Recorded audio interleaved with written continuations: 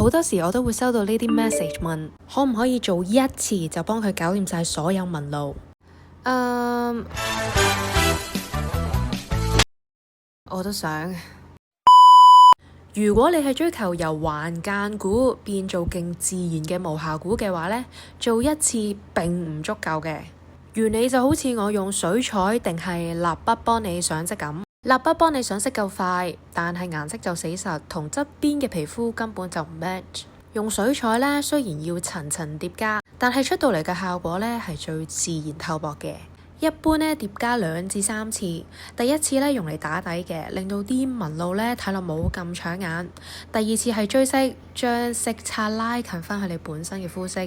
第三次呢係修色，令到成個效果更加自然。好似 cover 得唔錯喎。做足3次嘅話呢，就最穩陣啦。如果你都想改善白紋嘅話，快啲 DM 我，幫你做個免費評估啦。